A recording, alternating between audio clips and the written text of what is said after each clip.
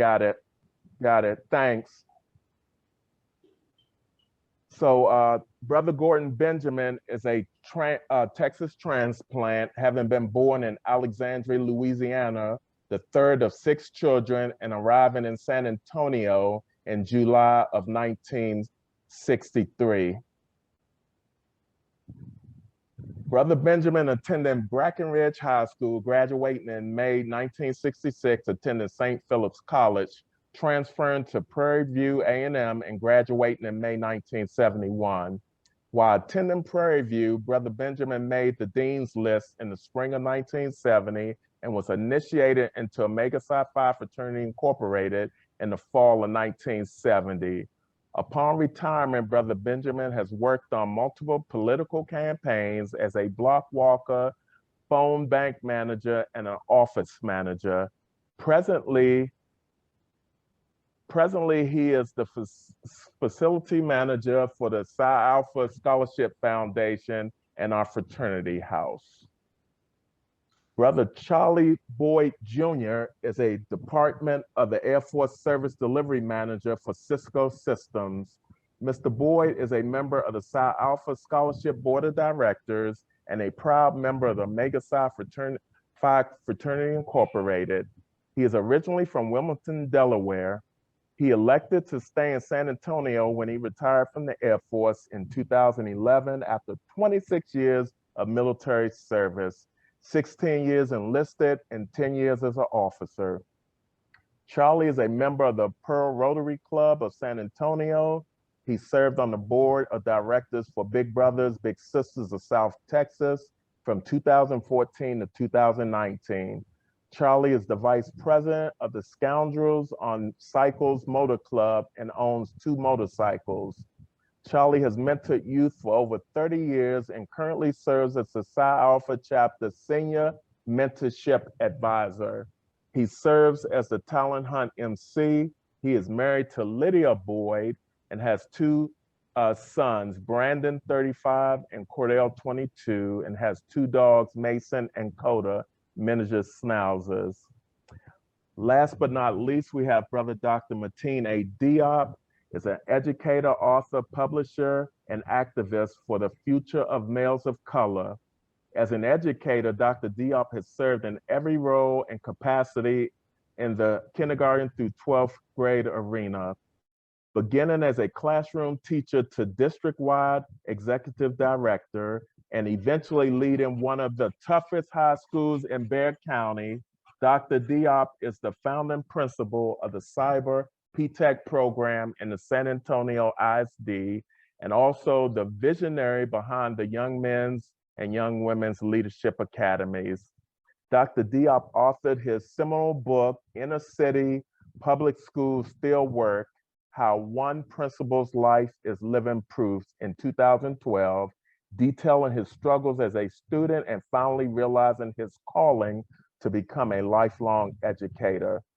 Dr. Diop details in his book the fantastic job his team of teachers accomplished while he served as their principal.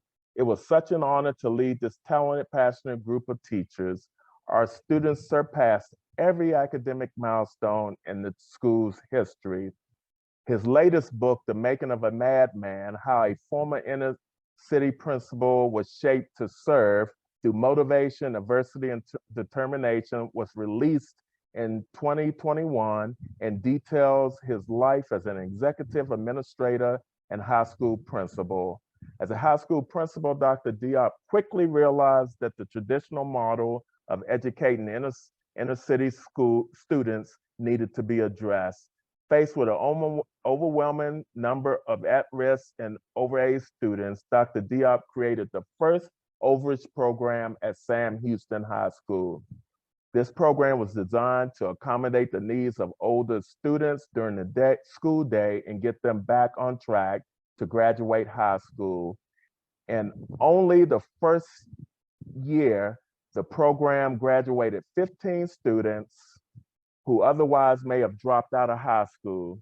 Dr. Diop is a product of our nation's inner city schools and believes that we can direct our youth in such a powerful way, but we must be willing to lead boldly and embrace change so that we can direct their thoughts toward positive ends.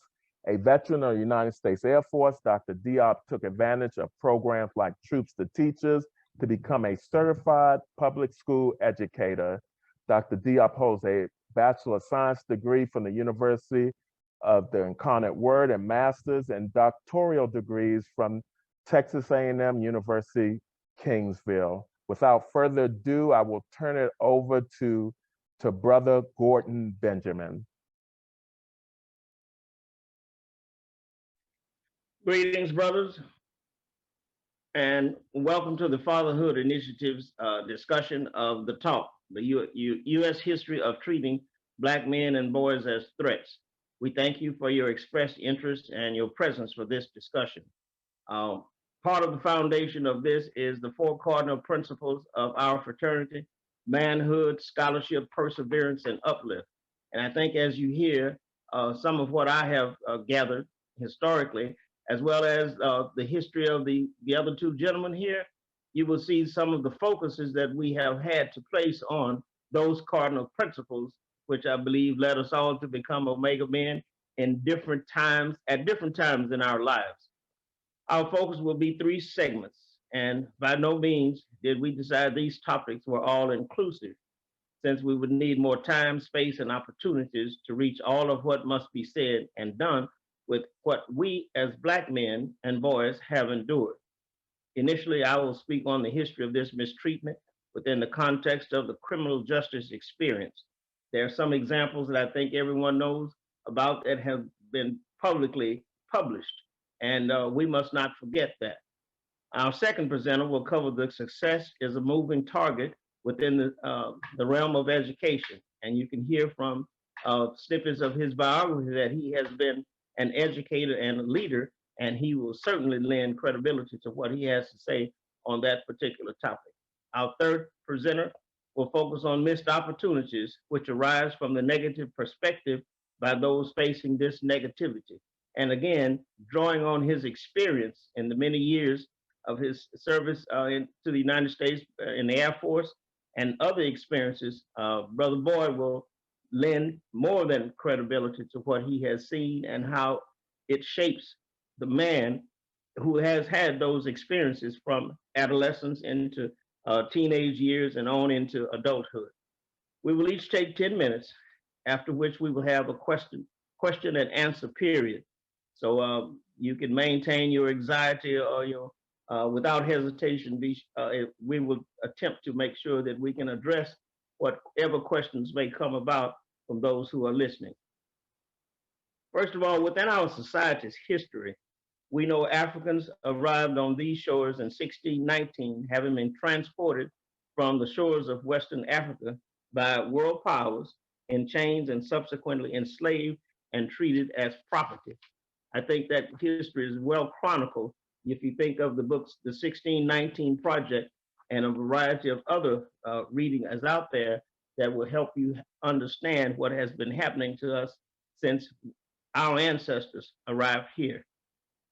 After the Civil War, Blacks were emancipated, but the powers that had held Black people in bondage were very slow to give up the free labor afforded to them by the fellow human beings that had no power, no rights, and no place in history. As a result, hence came the Black Codes, which we know were laws created to maintain the status quo and of not allowing Black folks to move about freely and ultimately to be charged with a variety of petty crimes designed to make them available as free labor, again, as referred to as slavery by another name. The crime of vagrancy, not having a job. And if you had come out of 400 years of captivity, where could you get a job? How could you pay any fines? So false accusations against any Black man or boy often resulted in whippings, a lynching, or being convicted of a heinous crime, convicted to serve prison time, or to be executed by certain states. This brings to mind the case of George Stinney Jr., a 14-year-old boy from South Carolina who was arrested in March of 1944 for murdering 2 white girls. Within 83 days, he was tried, convicted, and executed by the state of South Carolina. After a review of the conviction in 2014, his case was posthumously vacated, with the South Carolina court ruling that he had received an unfair trial and was thus wrongfully executed. Another example of an admission after the fact of guilt of unfairly treating a boy at age 14 who was hardly tall enough to sit in the adult chair where he was electrocuted. And subsequent to his ultimate death, the electricity didn't go through him far enough. I know it's graphic. And at the same time, one of the guards shot him in the head to keep him from suffering. And as we look at our history as Black men and boys, we need not look any further than the case of Emmett Till, kidnapped and murdered in 1955 in Mississippi for allegedly whistling at a white store clerk. Then we have, most recently, within the last 10 years or more, Tamir Rice, Trayvon Martin, Eric Garner, Oscar Grant, Walter Scott, Philando Castile, George Floyd, Botham Jean, Ahmaud Arbery, and a list that has many more recent names whose deaths were recorded due to police overreaction, violent reaction, or plain inaction.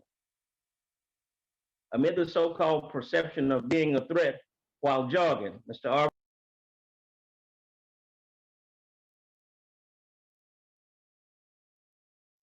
You're on mute, Brother Benjamin. What we subsequently see are you driving in your own, driving or in one's own apartment, like Botham Jean, shot by a police officer because she made the mistake of thinking he was in her apartment. No more than being an ordinary Black man. The instances of implicit or unconscious bias has often led to typically violent incidents, with Black men and boys being perceived as threats to members of law enforcement, women, or any unidentified victim.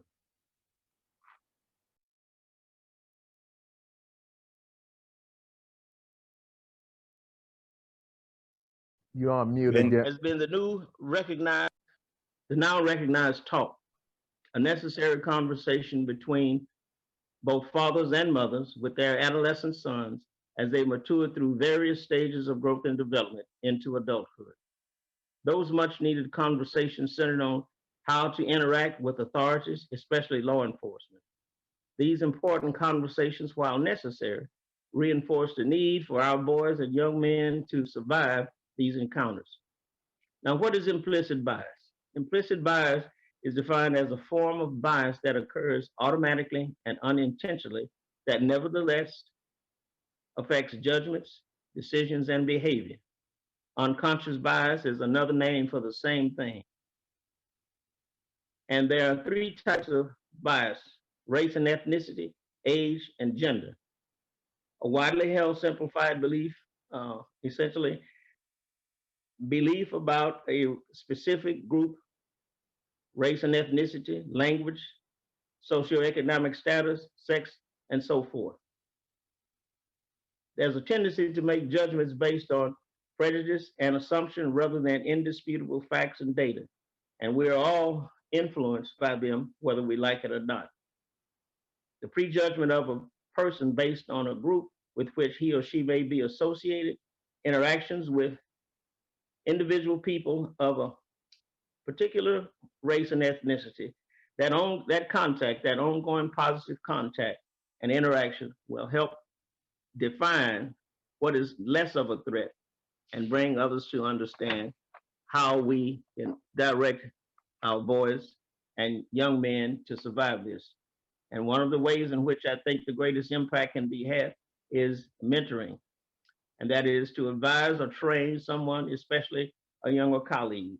We can do it one-on-one, distance mentoring, or group mentoring, of which our chapter in our fraternity has taken a great lead in doing this. And that's to have a single mentor matched with a group of mentees. And whether they be a teacher, a sponsor, advisor, agent, role model, coach, or confidant. These are the ways in which we intend to have an impact on the role of Black men and Black boys in society, whether it be in the family, in different fields of education, science, cybersecurity, mathematics. We can do it all. And historically, just as I close, there's always been the purported understanding or the misconception Black people are not intelligent. And without Black people, there would be no history of tobacco growth, cotton picking. There would be no inventions such as the street light, the elevator, refrigerated trucks, blood plasma, the preservation of blood, and the list goes on and on and on without me having to enumerate it all. But when the powers that be control the circulars, the newspapers, and the so-called education system, they put these things out without ever having had any scientific proof to back that up. So I thank you for the opportunity of making this short presentation. And once we have finished, subject to your questions, I will be available. Thank you, Brother Pete. Thank you, Brother Benjamin. I appreciate it. So next, are we going to Brother Boyd or Brother Diop? Brother Diop. Okay. Thank you, brother. Yeah, thank you, Brother Ice, Brother Benjamin. And Brother Gordon, what you said, it means so much. And sometimes it just saddens me to think that just know the history of Black men in this country and what we've had to endure and what we continue to endure every single day. So the topic that I'm going to be talking about is called "Success is a Moving Target." And it's funny how that topic came about, because I was actually talking to Brother Benjamin one day just about something had nothing to do with anything. We were just having a conversation, and I was just talking about kind of my journey through education and trying to go up the ladder and all that. And Benji said, "Yeah, it's like success is a moving target. You try to get off the highway of success, and you say, okay, I'm gonna exit right here because this says success, but then you realize that exit has changed, and you never really know where to get off because once you think you've arrived." And my story kind of begins like this as it relates to that topic.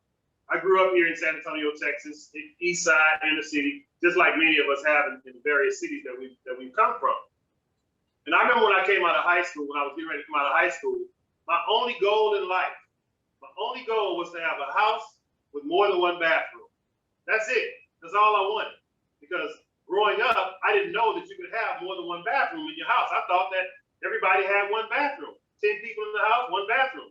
And it wasn't until I was selling candy door to door one day on the north side of town that I knocked on this white lady's door, and I was trying to sell her some candy, and she was getting ready to buy it. And I heard her tell her child, "Ask your dad, he's in the downstairs bathroom."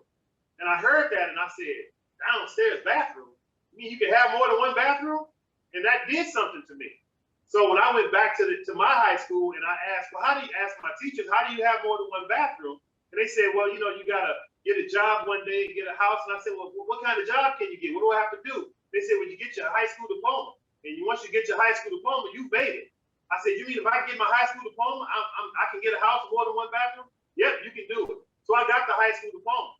Of course, I never got that house because the target kept moving. I didn't know that you had to have the high school diploma and then some. Then I was told, well, you get your bachelor's degree. Oh, man, you made it now. You get your bachelor's degree. You can sign your own ticket. You can go where you want to go. Well, then I got a bachelor's degree and realized then that I made more money when I was in the military than when I had a bachelor's degree. So the target kept moving. So when I became a teacher, I said, well, I want to be successful, and I want to become an administrator. What do I have to do to become an administrator? They said, well, you have to get a master's degree. I said, well, okay, I'm going to get a master's degree. So I got a master's degree. And I did become an administrator. However, I realized that the people that were around me that were not of my skin color, they were getting promoted without a master's degree. And I said, but wait a minute.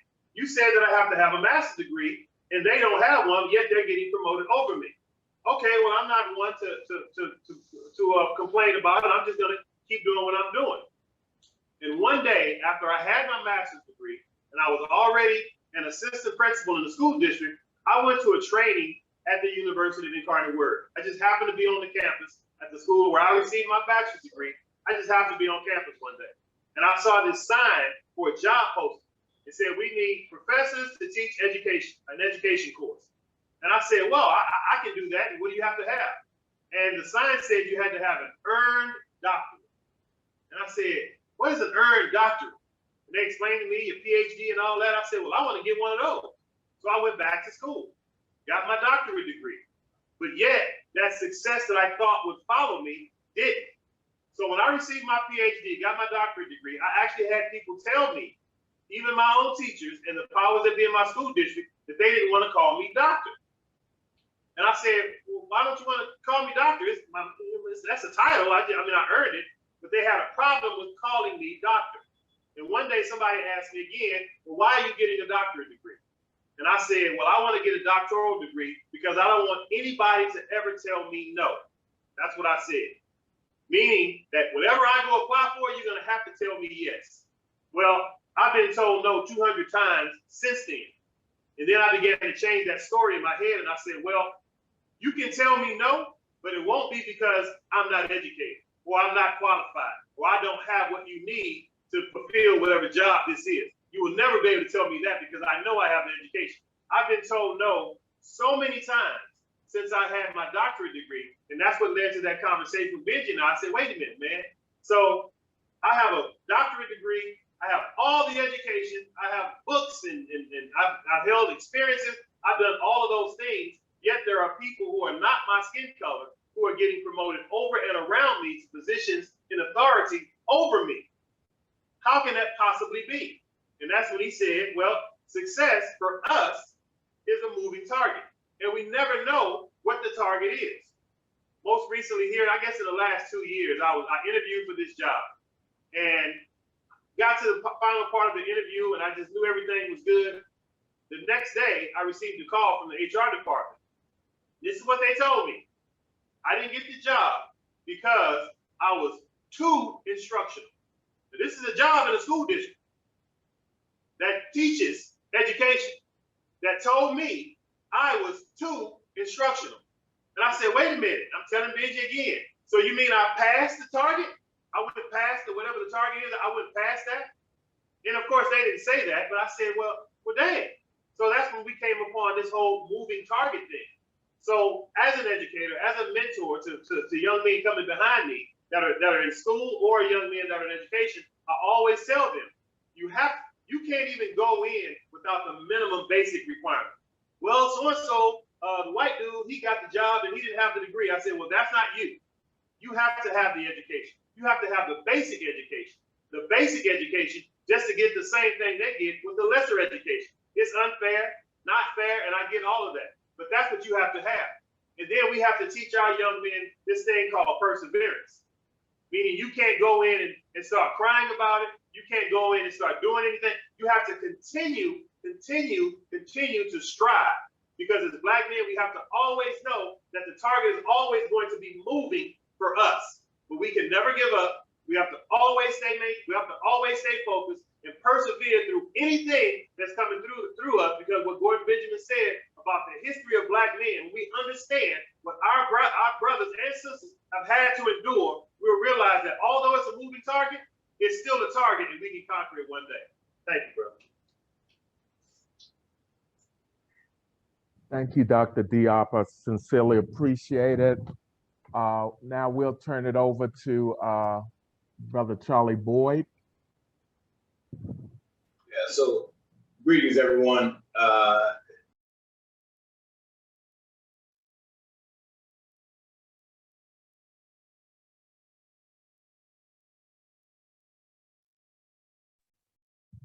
I think you're on mute, Brother Boyd. Yeah, so what I want to talk about is the missed opportunities that happen when Black and brown boys are looked at as a target or a threat, right? There's a lot of opportunities. These opportunities that people don't think about, they're very real, right? My coming up through the military, I never forget, I went to a computer engineering course for Air Force officers. I'm sitting in the course. The white instructor stopped the course and called down here to San Antonio, Texas, Randolph Air Force Base. It does personnel because he did not believe I needed to be in the engineering course. So again, now I had been in the military a while at this point, 16 years enlisted. I'm switching over to the officer side, and this white instructor stops the course because he doesn't believe I need to be in the course. So again, at this time, I'm seasoned, got a little bit of experience. It didn't bother me. I said, make the calls whatever you want. But what he didn't know is when the Air Force selected me to go to the engineering course, it was an anomaly because I had been in 16 years. I had the training, I had the degrees, I had the experience. I had been building computer networks for 16 years. And this fool thought, well, I'm going to stop the course and make these calls. Man, take the calls. We're going to go on a smoke break. We're going to go outside and drink, have some Gatorade, and we'll wait till you get done. We come back in. He apologizes profusely. I go on to graduate #1 in the class of engineers. So again, I was conditioned. I knew what happened there, but a young lieutenant fresh out of college, imagine how he would have felt being in that course, his first introduction in the military, and they stop the course because they don't believe he belongs there, right? That's going to affect his development in the military. It affects our boys and girls. It affects our young men when they are looked at like this because it stops you from taking risks, right? You don't take risks, and you can't make a shot you don't take. You can't get an opportunity you don't go after. If you don't believe that you can get that job, you don't believe you can achieve that goal that you set for yourself, then you'll never get there because you don't believe you're defeated before you start. Now, this got crystallized for me. I have 2 sons. In my intro, you heard I have a 35-year-old son, 22-year-old son. My 35-year-old son was incarcerated 2 years ago. He's the manager of a nightclub in West Virginia. One of the patrons gets drunk. My son says, "Sir, you're too drunk to drive. I'm going to give you a ride home." Halfway home, the guy says, "Pull the car over." My son thinks he's going to get sick, so he pulls the car over. Dude wants to fight. So he attacks my son. My son's pretty big, I'm sure, but my son's about 6'2". He does MMA. So he 1-2s the dude. Dude steps back, pulls a knife on my son. My son grabs both hands, tackles him. Knife cuts him from here to here. My son panics, wraps his sweatpants around the dude's neck, takes him to the hospital, drops him off. In his interview, he's so nervous because he's in West Virginia, a state that's known to be very racist when it comes to the cops. So I saw his interview, and he looks nervous as hell. And they did not believe my son's version of the story, although the guy that he was giving a ride is a convicted felon, a meth dealer, long rap sheet, but they believed his version of events over my son. So long story short, because my time is limited, but my son gets arrested from February till June. But while they're building their case, he's incarcerated. Just think if he had a job, a good paying job, not a manager of a club. Just think if he had a job. That job's not going to wait. He's in jail. I'm out of state, so I can't put up my house or anything like that to get him out. I finally hire a defense attorney once they bring charges. I hire a defense attorney. They had no case. Case gets thrown out. They ended up charging my son with battery because he did whoop the old boys behind. But we took that. But my son was in jail from February to June, got out, and then it took another 8 months for us to clear the case. Look at all the opportunities that he missed during that time, right? He's not guilty. He didn't go to jail for it. But if I didn't have the means to pay for a quality defense attorney, my son would have been facing life in jail for attempted murder. So these things are very real. They come to it, and it kills me when I see the different social media posts and all these young guys are talking about, I got rights, I got whatever. When I mentor, I teach the kids to survive the stop. Survive the stop. You got rights, I get all that, but survive the stop. When you're out there and you're arguing with a cop on the side of the highway, it's too easy for them to say, I fear for my life. So survive the stop. We'll make the complaint later. Tag the cops. We know things don't happen with cops. It is what it is. But as Brother Diop says, we've always had to be better, do better, jump higher, do whatever. That's the rules of the game. That's the rules for admission. So when we educate our children, we educate the young boys and men that we're mentoring, that you're going to have to be better, but don't internalize that and take that as a problem. Just know that, hey, that's where you are. Our coping mechanism, we're known for getting over obstacles. Our coping mechanism in the military, when I was the leader there, so many kids that did not look like us, the first sign of trouble, the first problem they had would throw them off their course. Kids from the inner city, a problem is just a speed bump. We're used to it. Black and brown kids, we're used to problems. Our coping mechanisms are there. Now, that's not universal. There's some that have problems, but as Black men and women, as brown and Black men, we have to do better, be better. It's just used to it. So we got to do a better job of coming together, sharing our ideas, sharing our life experience, and giving these young men tools to succeed. In the corporate world, I'm on, Cisco has a diversity panel. We have a movement now. Whenever there's a diverse interviewee, there has to be someone of color on that interview panel. Has to be. Don't matter where it is in the company, somebody that looks like them has to be on the panel. So I'm on a lot of interview panels. And I'll tell you, our applicants of color do well, but when they get asked tough questions, they stumble because they're used to being looked at as a threat, and they don't know, you know, I don't know these people interviewing me. Do I go for broke like a WWE wrestler and tell them everything I got, or is that going to be viewed as the angry Black man or too aggressive, right? And there's a couple of them, and I always tell them at the end of any interview, whether they're Black, white, indifferent, I tell them, reach out to me if you have questions and want to talk and do a hot wash about what you can do better. Most of the interviewees of color always reach out to me, and I tell them, look, man, you can't be shy in these interviews. You got to go for broke, and you have to end it. But look, I want the job. I'm qualified. I hope you see the same thing.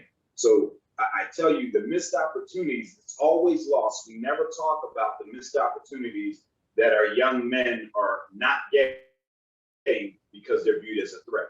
If somebody is hiring for a position, they want somebody they can look at, see themselves in them, and they don't see that in us. So that's an obstacle they need to be aware of. So when you're in an interview, you're talking, you're up for a position, always make the connection with someone. Find a way, do your research. If you know who's on your interview panel, find out what schools they went to, find out where they're from. Make that somehow in your delivery so they can make the connection with you. And that's what we got to do better. And I tell you, I hope we can talk more on this. 10 minutes is not enough, but the missed opportunities that our men of color are not getting because they're viewed as a threat needs to be researched further, and we need to spend more attention to it. Thank you for your time. Thank you, brother. Thank you, Brother Benjamin, Brother Boyd, and Dr. Diop. Now, I'm going to turn it back over to Brother Benjamin for the question and answer phase. Over to you, Brother Benjamin. Okay. I don't know if anybody's been monitoring the chat, but if there's a question out there that you would like to get some type of response to, feel free to raise your hand, and Brother PA will put you on mic, and let's see if we can answer that. But before we proceed to that, one of the things that I had discussed with Brother PA, and he defined it quickly, in terms of on the education highway, it's always been you need to have this level of education from the second grade to the fourth grade to the ninth grade, 10th, 11th, 12th. But when we show up to reach that goal, they turn around and they add something to it. You get an 8th grade education, no, you have to get the 9th. You get after the 9th, you need a high school diploma. You get that high school diploma, you need to have 2 years of college. We show up with the qualifications. Now you need a college degree. Benjamin. So, brother Benjamin, your yes, your mic is kind of going in and out. okay. There you go. Well, questions already. I think Brother Dr. Victor Montgomery has a question. Go ahead, sir. All right. Again, thank you, brothers, for the invitation, and I really appreciate Brother Boyd for inviting me to this. Has been a fantastic forum. I agree with everything that the brothers have said, and I just want to say that Brother Dr. Diop, I agree with everything that you said, because when you were talking about all the struggles that you had and been told no 200 times, I can relate, brother. I think I've been told no 201 times. But anyway, my question is this, and again, Brother Boyd, you shared a lot of good things, and I appreciate your honesty in sharing your story. And I think a lot of us and the young men that we mentor need to hear these life experiences that you talked about, so that we can learn from those. But here's my question. Stereotypes are always rooted in some type of truth, whether it's perceived, whether it's a life experience. There's some truth in how stereotypes always get started.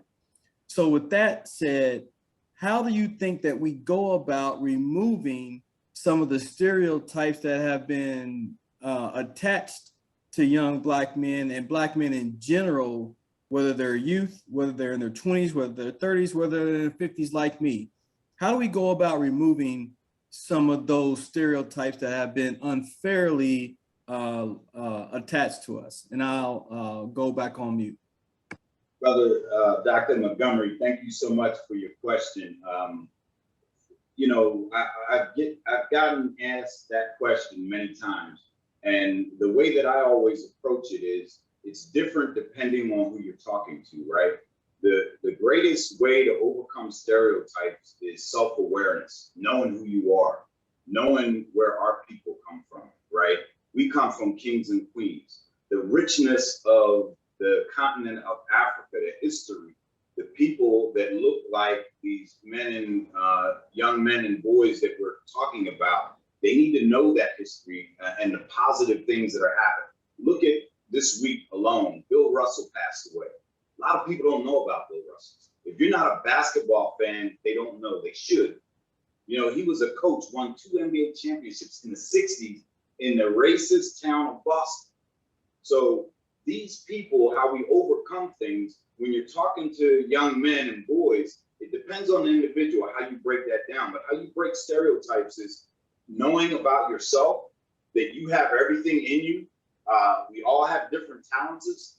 We all have different talents. So you have to do a self-inventory of what your talents and weaknesses are. So when you're talking to these young men, if you're doing it with them, that self-inventory, and you know what they are good at and what their weaknesses are, you can mitigate the weaknesses or find ways to improve them. And then you challenge and you focus on their strengths. And you don't worry about the stereotypes, because someone else's perception of you should not be greater than your perception of yourself. Can't be. Can't be. So that's the way that I deal with it when I'm mentoring young boys and men. And I hope I answered your question. Oh, yeah, you did, Brother Boyd. And thank you so much for that response. We now have a question from Brother Paul Booker. Thank you, Brother RTPA. I actually want to circle back to Dr. Montgomery's question, just so I understand. You were saying, how do we fix that? How do we break those stereotypes? Is that phrasing it properly? Yes, sir, brother. Yeah, so Charlie Boy, I appreciate the information sharing. Dr. Montgomery, to your point, those stereotypes, and I'm a pretty straightforward guy. Stereotypes, to your point that you made, is something that someone has seen from that said race or someone who looks like us. So I don't know that we could ever break them. You know, for me, it all depends on the situation, because we deal so much in people's perception is their reality, whether that is the military, whether that is school, whether that is Brother Benji's experiences growing up through those times. I've always been one to look internal first to see how we can help each other not continue to live or be an example to those stereotypes, because sometimes it's tough that we're our worst enemies. So I don't know if we could ever break them externally without first, trying to water them down and rid them out of our internal activities with each other. So that's just my take on it. Subject to any questions or any feedback to what was said. Appreciate it, Brother Booker. Next person that has their hand raised is Mr. Bryant. The floor is yours, sir. Thank you so much, Mr. PA. I'd like to first, I'd like to apologize for my audio not working properly. I obviously wanted to address you guys so you can see who I am as I'm talking to the panel here. My question, Mr. Charlie Boyd mentioned during his speech about missed opportunities. He briefly touched on surviving a stop during a traffic stop for a Black man. And as we know, that can be a very deadly encounter with the way that society is these days. I'd like to know his philosophy on what he does, or what he tells his son, or what he tells his mentee during a traffic stop. I appreciate you, Mr. Bryant, for your question. And again, I have 2 boys, so I had that, and I mentored several young boys of color and young men of color. And my first goal when I tell them is, again, survive the stop. But second, remember, the cop may not be your friend. May not be your friend. You don't know what that cop's previous stop was. You don't know what happened during his day. So I always tell them to be polite. If things go south, you have to keep your wits about you. Keep your wits about you and do not escalate the situation. My sons know that we don't keep our registration in the glove box. You don't, but when you're reaching across the glove box, that's a problem. Registration is in the driver's side door in the magazine rack. So all you have to do is pull it down, put it on the dashboard before the cop even gets to the window, because you don't want your hands moving. I have concealed carry. So when they stop me, they run my plates. They know I got a weapon in the car already. So as soon as they get to the door, sir, my weapon is on my left hip, my registration's on the dash. And yeah, I give the officer a choice. You can disarm me or I can disarm you, however you want to go. Usually when I've been stopped, the cop doesn't have a problem. If it's registered, I tell him where it is. I don't have to reach, so I'm not putting his life in danger. Everything's right there. I can get it and hand it to him without ever going near my weapon. It usually goes well. With my sons, again, I tell them survive the stop. My youngest son, his vehicle's registered in my name. When they pull him over, they run the tags. They're assuming there's a weapon in the car. He does not carry. So I tell him, when they come, they need to be able to see your hands. He does the same, but again, the registration is not in the glove box. You're reaching in the glove box, that cop, depending on what his experience is, there could be a lot of problems there. So put it somewhere you can get to it quickly and have it on the dash before the cop gets to the window is how I advise my sons and my mentees. Hopefully I answered your question, Mr. Bryant. Yes, sir, you did. Thank you very much. I appreciate that. I've given my son similar advice. In addition to what you said, I make him roll down all the windows, turn on all the car lights, especially if it's nighttime. You want to really disarm the police and put them at ease in that situation. Your hands being on 10 and 2 positions, and the pertinent information in your glove box being on the dashboard. I say that as well. So thank you very much for your information and your insight. I just want to make sure I'm talking to like-minded men and make sure I'm following the same footsteps you guys are. Thank you very much. I appreciate it. Yeah, I think that's outstanding advice about rolling the windows down and doing all that stuff. That is great advice. Thank you. I see Brother Booker has his hands up. Yes, sir. This is directly to Brother Diop and Brother Charlie Boyd.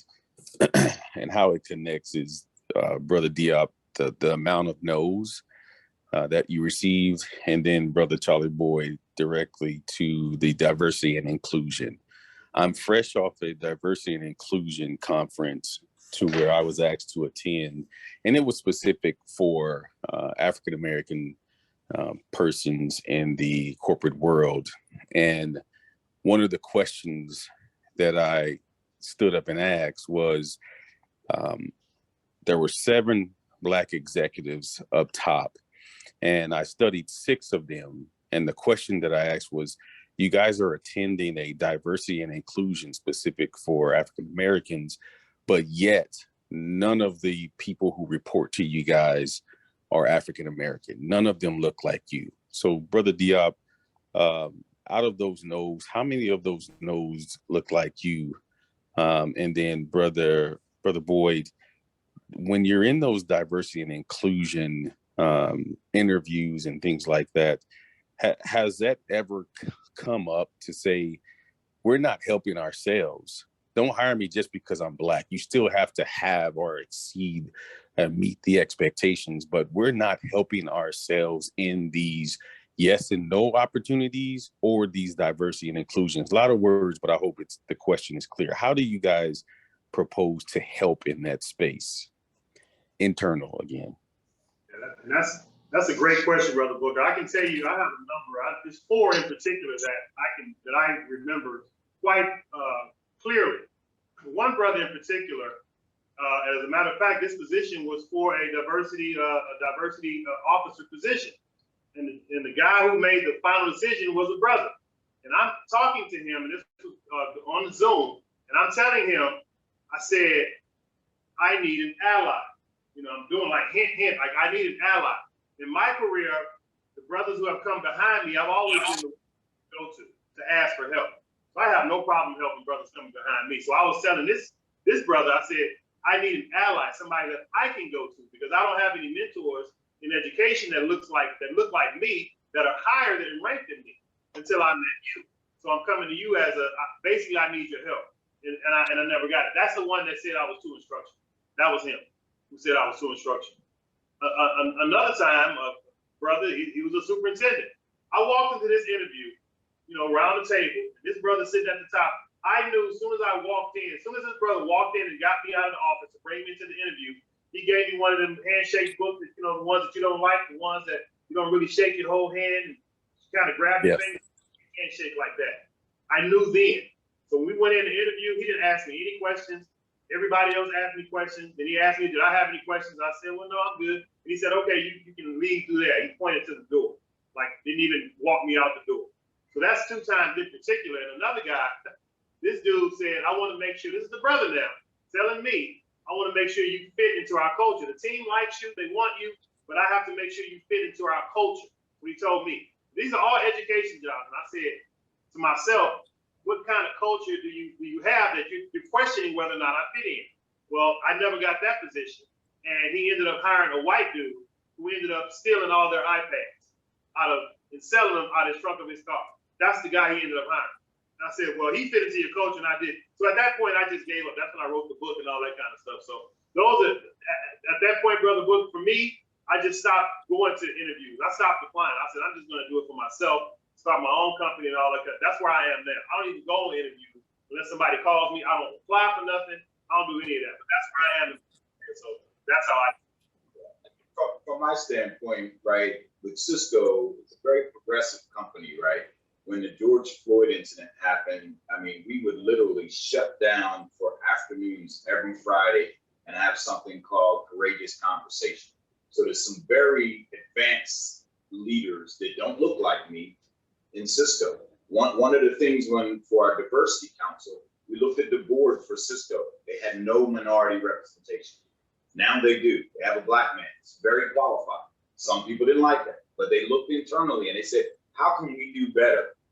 They needed to have Black representation on the board. I think there's a young woman that's up, a Black woman that's up for possible addition to that board as well. But on those interviews, it's so important to have me there because some of the people that I work with within Cisco, they have some very strong views to the right. And I know from having conversations with them, they're not fans of people that look like me and Black men. They're just not. However, having me on the panel, those discussions have to happen because at Cisco, when you have a panel of people that interview someone, at the end, all the panelists get together, discuss, and we agree on grades for each candidate. Now, your grade can be different, but you got to share it with everybody that's on that panel. So when they do that, now that gets rid of some of that hidden stuff where you got a top candidate, but everybody's gonna give them the lowest mark. No, I'm sitting there on it. So if I know that this guy is the top guy, he's qualified, got everything, my eyebrow is gonna raise if he's got a score of 60. He better be in the 90s, 89, somewhere across the panel, right? So that helps out a lot there. And then I'll tell you, when I reach back and I talk to candidates of color or candidates that are Caucasian or don't look like me, when I talk to them and I give them pointers, I try to make it as constructive as possible. And I tell them, look, you did great on the interview.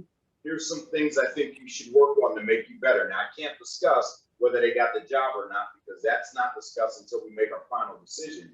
But I tell them, don't wait. Call me immediately if you want. And the ones that reach out, I talk to them and I give them the pointers. I'm so discouraged that some of the candidates of color don't take the criticism because they think they don't have a shot. And that goes back to my missed opportunities. If you don't believe you can do the job, you're not going to do what it takes to get it. It's not all of them, but some of the candidates of color, they're just disheartened. They don't think that they'll ever get the job. There was one black engineer shows up for the interview, computer engineer, and he's just nonchalant. He's sitting back, he's talking to us like this. He's not dressed for an interview. He's an engineer, but he's got a t-shirt on and sweatpants. There's all kinds of distractive stuff in the background. When he's talking, you know, instead of talking into the camera, he's talking like this, leaning over. And I told him, I said, dude, you didn't look professional. I said, when you talk, you're in a panel, you need to be focused. I gave him the instruction, and I'm proud to say his next interview, because he didn't get that job, but his next interview, he did much better. He listened. So that was good to hear. But to see him for his first interview, I was like, if you've never interviewed for a job, I mean, it was awful, but he did do better. So hopefully we addressed what your question was. It is. And Brother Archie, just to close the circle on that, I think that's one of the things we need to start adding to our conversations from a fatherhood initiative standpoint and even mentoring, because a lot of times when people walk in a room and they see one of us, they do think we have an ally. They do think they have an ally. And we really need to kind of make sure we are very clear on that, to not to take that for granted. Don't set yourself up thinking that that's an automatic, 1 out of 4 or 1 out of 7, whichever the number is. So thank you for the information. And Brother Archie, I just wanted to close with that. Yeah, and if I could add to that real quick, well, you bring up a very good comment there. There are a lot of allies that want to see Black and brown men succeed that don't look like us. When I'm on the interview panel, I'm critical because I'm the hiring manager for a lot of these positions. You're going to work for me. I'm asking questions different. I'm going to be more critical. But there's a lot of people that are allies that candidates of cover just blow by them. They'll look at me the whole time on the interview panel instead of looking at everyone. There's a lot of allies that will do well for you. And you got to know that. You got to do well for everybody you're interviewing for. Don't assume that the guy that looks like you is your ally. If you're going to work for me, I'm going to be more critical. If the other guys don't work in the area we're hiring, they're in tune, but they don't have to put up with you when you get hired. I have to make sure you're going to be successful if it's a position that belongs to me. And a lot of times the guys will just focus on me because I look like them, but they won't focus on the other people. And I can tell you at Cisco, they have great allies that don't look like us, that want to see inclusion. They want this thing to take off, and they have skin in the game. So they need to be taken serious too. Thank you, Brother Boyd, Brother Booker. I see that Reverend Felder made a comment in the chat. Do you want to expound upon that, sir? Over. Yes, in short, we're a very good panel, good inputs, and I'm glad to be a part of this. I'm just gonna make an observation. I'm an active member of NAACP, a couple of organizations here in San Antonio, Cops Metro, and I noticed one common denominator is hurting everybody. If you look at all of our goals for 2022, 23 to 24. All of us are in the same ballpark, but the priorities on what's really important is not the same. And when everybody's not on the same page, don't have the same goals, we operate in a fragmented fashion, meaning that the power and the might that we have as one is not there, meaning that this education in Black men, Black boys, that should be top of the list. And as I said in my remarks, you got to look, number 45 took us back 50 years. And he did it in such a slick and political and underhanded way. The schools are actually outlawed to educate now. Anybody understand what I'm talking about? You can't teach history, you can't teach social studies, you can't teach math, you can't teach art. Almost 2,000 books taken out of school, right in our very eyes while we were woke. They stripped the education. Why? Because they knew Black boys, Black men need education. Then they already got the churches because basically evangelical slipped in on it. So the two main things that kept the Black family firm, armed and strong and prepared for this, the school, the church, and the home. That's what all this stuff, let's look at, like I said, just study from the patriotic education bill committee that number 45 set up was supposed to be to get our kids acclimated to playing war allegiance to how can I say, honoring the United States, the flag, and the like. But truth be told, it was just a secret plan to destroy public education. Many of our Black boys and young men, they're going to public schools. Public schools right before our eyes are being dismantled because they want to turn into privatized charter schools. Why? Because the big money corporation make money from it. And the real proof of the matter is they want to take the money from the public school and make public vouchers so the white kids can take the public school money to use it for private school vouchers. And there you got then we are back to full segregation again. So that's the game plan. So what I'm trying to say in short is we got so much to deal with. We have little time we got so much on the table to deal with. We really got to come up with a plan and everybody be on the same sheet of music, have the same priorities to get this counter plan or backlash or the plan we need to deal with this. Because truth be told, we're in Jim Crow era number 2. That's where we are. Reverend Felder, I appreciate your comments there. The one thing that I would say though is it's so important for us to have forums like this, right? Yeah. Whenever interacting with these young men and young boys, we need to educate. They strip the schools, but that's never stopped before, right? The history that they're stripping out never really had the full account anyway.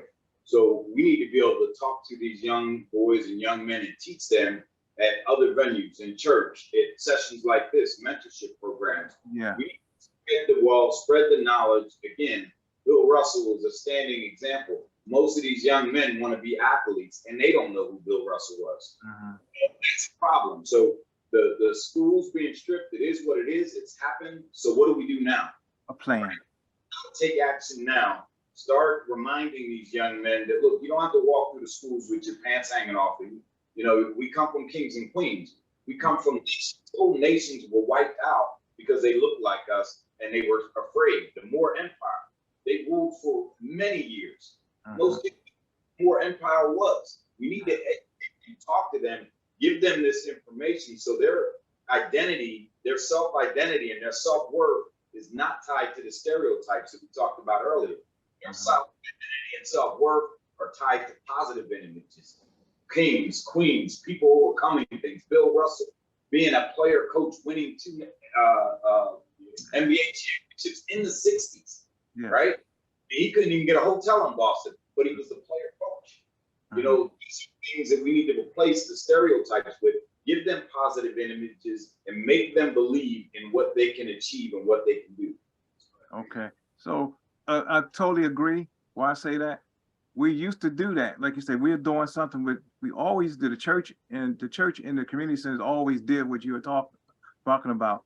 But I like what we are doing, you're talking about here because it's needed. And I think if what we talked about tonight really take hold, and the churches hear it, the black, fathers hear it, the community's leader hear it, then they're gonna say, what, how, the plan is to set up a structured program that y'all can like hand out, so we can use that as a template to have that,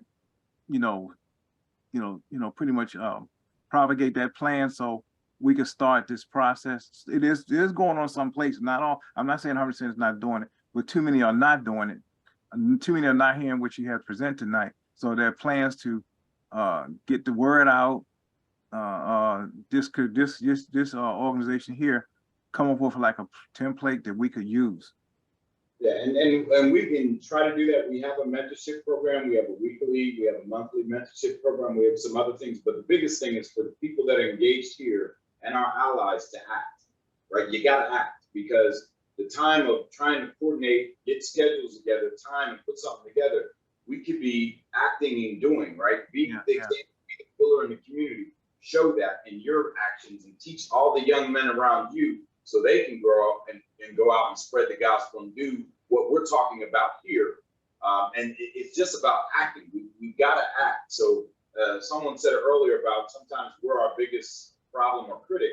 And sometimes that is the case. We've got to be the example and spread that with other folks and allies, not just people that look like us, but people that don't look like us. We need to spread that so that they understand it's okay for somebody that doesn't look like us to have a different perspective on life.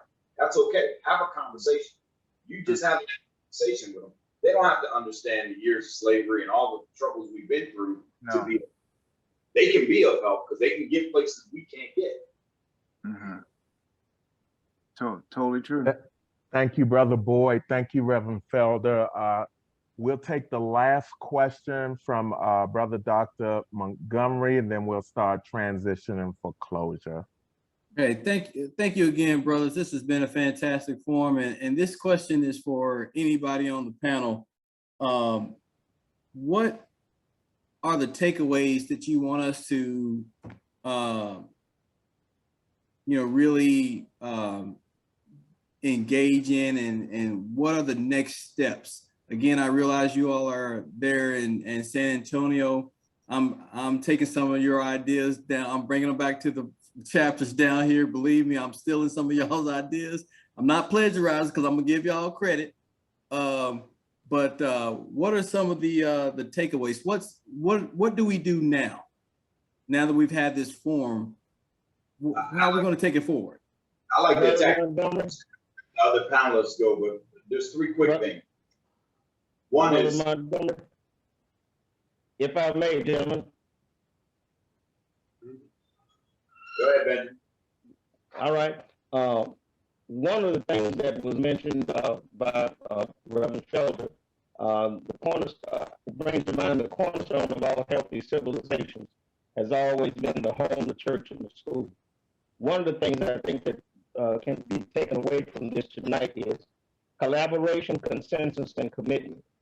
The things that we have brought to this discussion would cover those three things, as well as Brother Boyd pointed out, having allies, as Brother Diop has been committed to his success, and the collaboration that comes from having discussions of this nature. We can move forward with a plan to keep in touch, get a message out, and make sure people understand the importance of communicating so that we can reach a common goal through the energy and the work that needs to be done. That's my answer.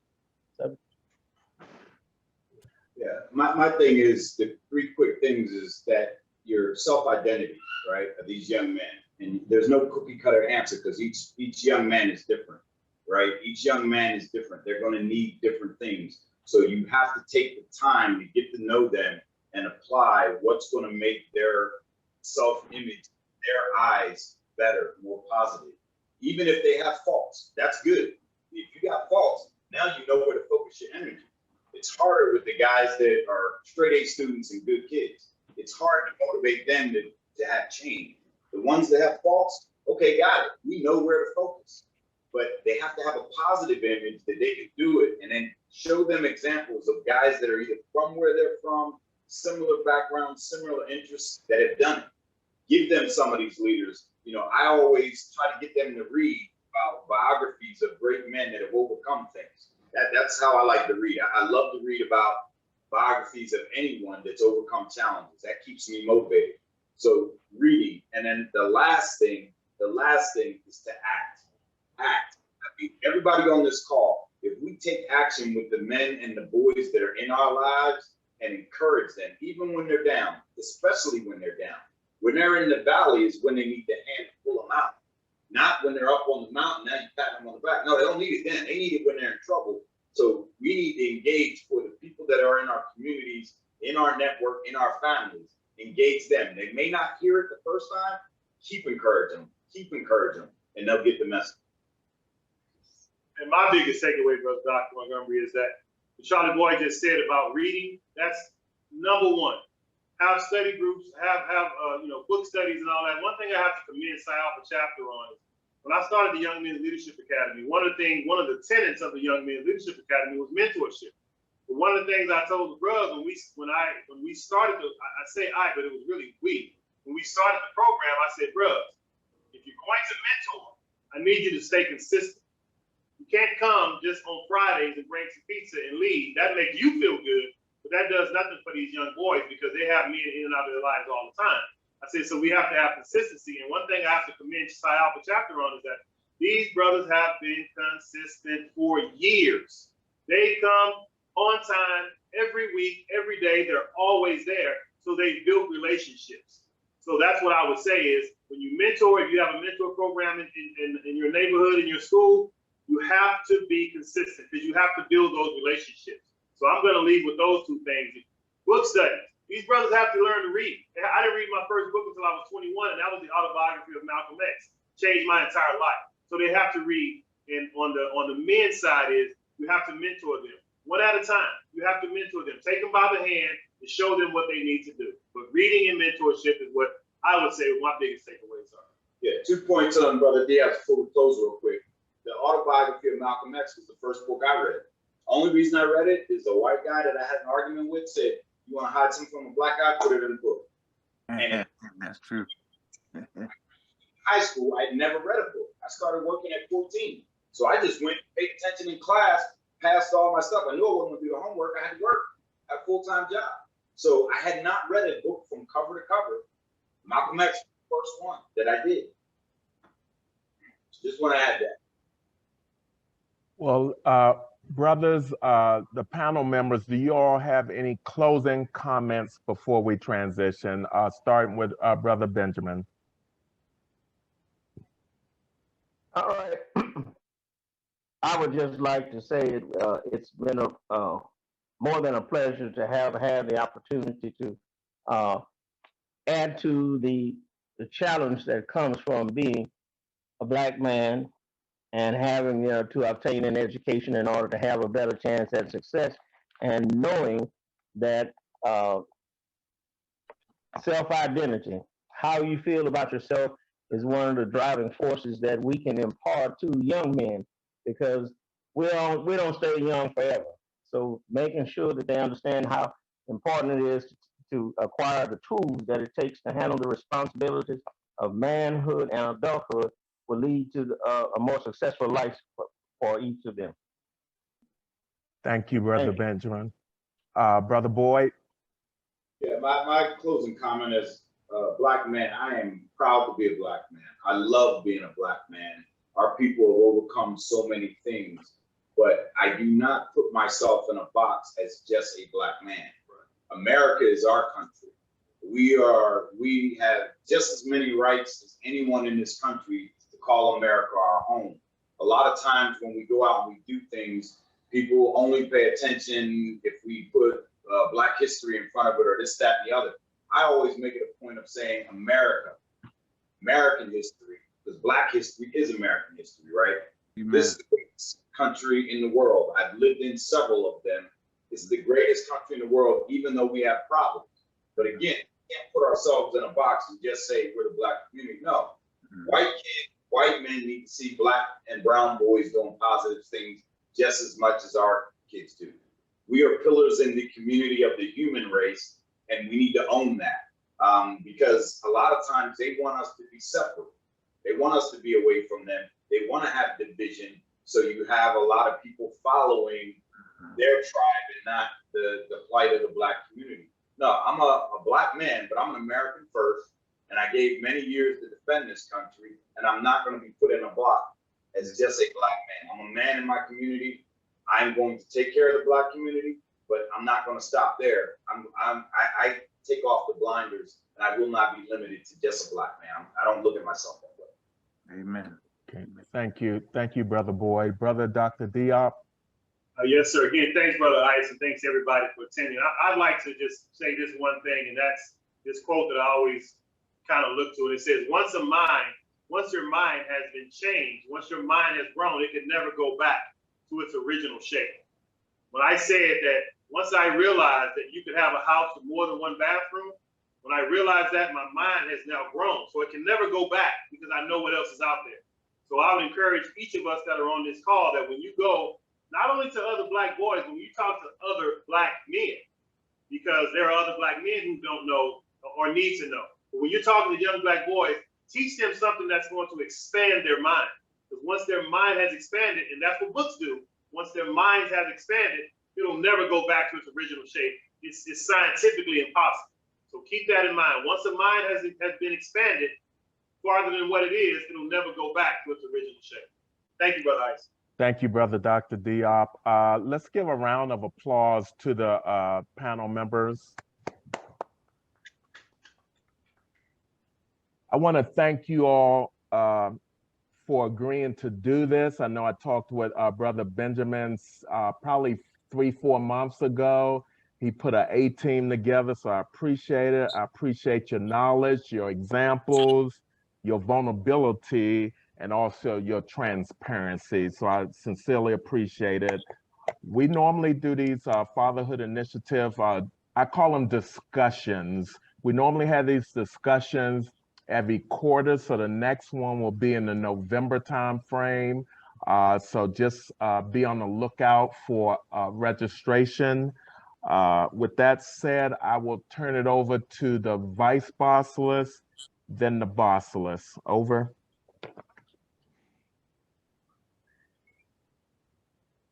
Brother Ice, thanks for the opportunity. John Lester.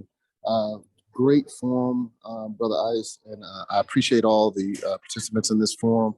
Brothers, this opportunity for us to continue to learn on a daily basis, like you said, continue to have these opportunities to have this dialogue so that we can all learn from. I'm just in awe of all the knowledge and experience that's being presented here this evening and all the questions being posed so that all of us can learn from. So continue to encourage this overall committee to provide these opportunities for us all as Americans, as Charlie Boyd says. So I yield back my time. Thank you. Thank you. Brother Bossless. Hey, to all attendees, again, I bring you greetings. Brother Benjamin, Brother Boyd, Brother Dr. Diop, for your intellectual accounts of the history and challenges of the Black and brown man, we thank you. We cannot be more proud of you for what you have shared with us today. It's always insightful and uplifting and educational when we start talking about renewing our historical perspectives to gain an insight as we move forward. One of the things that we all know is that, in order for us to have an idea of where we're going, we must understand where we came from. And so that constant conversation is paramount in our movement to make a difference and be a part of that difference. To Brother Dr. Diop, my friend, I'm glad you found your 5 bathrooms. Outstanding work and perseverance. We certainly appreciate you. Brother Boyd, hey, when you said surviving and stop, man, I mean, it's a conversation that I know that is near and dear to all of us. And we've had this conversation continuously. I'm a proud father of 5 children. I've got 4 girls and 1 son. My son will be 32 on Saturday. But again, it's a conversation that I continue to have even to this day. I'm quite sure all of you share that are fathers, you share the same mindset that I do, and that no matter how old your kids are, you're still dad. So you're still worrying about them regardless of the fact.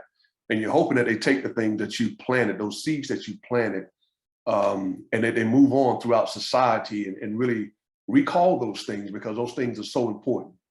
And I know all of you, again, you share the fact that sometimes you can't wait to get that phone call that, hey, Dad, I'm home. Even if it's my son, I'm home. All right.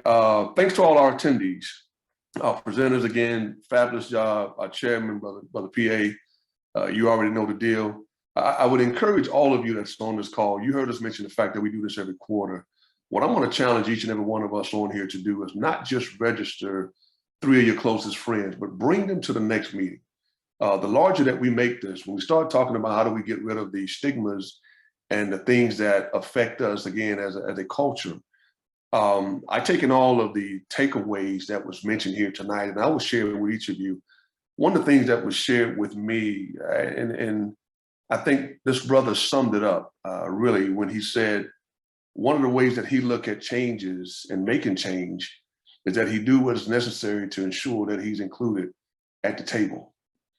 And from those of us that are in the industry, we truly understand what it means. And I believe we heard all of us state here tonight, but Brother Boyd, you hit on it when you said having that look when people sit in and they see you, you made what is necessary to be at the table. So now that you're at the table, we all know what it means, at least some of us do, when we say as we lift, we climb, we know what that means, and we take that to heart. So now that you're at the table and now that we're at the table, it's incumbent upon us to make sure that we reach back and grab and pull others along as we continue to build that foundation, because it's so important as we continue to, as the pastor stated, where we have been force fed what 45 has pretty much fed us in the 4 years that he took us back 50 years. How do we move forward now to regain those 50 plus the next 100 in order to get us back to an even playing field to where we can actually have our voices heard again? So it's really important again, and I take that to heart, as I'm sure that all of you do, when you say gaining that seat at the table in order to position yourself to make a change is so relevant. So I welcome the continued conversations. Brother PA, I look for the next quarter of events that are coming forth. As many of you heard me state when we got into the call, Fatherhood Initiative and Mentoring is now a nationally recognized mandated program for the Omega Psi Phi Fraternity Incorporated. So we're serious about this. And we certainly believe that each and every one of you are just as serious in carrying this message forward. So again, I thank you for your time. I thank you for your support of this initiative and supporting this chapter. And we will continue to do our best to get the word out and the message out that we're here to make a change and be an impact in society. So any questions, I certainly appreciate you, Brother Chair.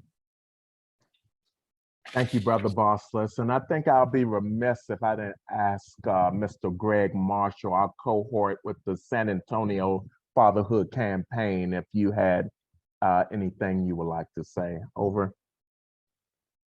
I appreciate that, Ice. I can tell you that it's my honor to be here, and I think these are the conversations that really need to continue, right? Not about separation or hate, but how do we unite and understand some of the challenges that we're facing. Thank you for having us here tonight. Thank you. I'm gonna ask Reverend Barry Moore to close us out, but before he does that, I would like the individuals, just the Psi Alpha chapter members, to stay on the line for about 5 minutes, 5 minutes only. So with that said, Reverend Barry Moore, could you close us out in prayer, please, sir? Brother Moore. Yes, sir. Let us all bow, please. Heavenly Father, we thank you, Lord, for another opportunity, Father, to come before you, Lord, and talk about our people, Father. Father, we ask you, Lord, that you look over our people who have faced different circumstances that other people have not faced. Father, we ask you, Lord, to bless this forum. Father, we ask you to bless this program, and we ask you, Lord, to bless Psi Alpha and Omega Psi Phi fraternity. Father, we ask you, Lord, to keep your arms around us as we prepare to leave this place, but never from your presence. These are our prayers, Lord, in your darling Son, Jesus' name. Amen. Amen. Amen. Thank you very much. So You all have a wonderful day. If the Psi Alpha chapter brothers can stay on for a few minutes, I appreciate it. Thank you again.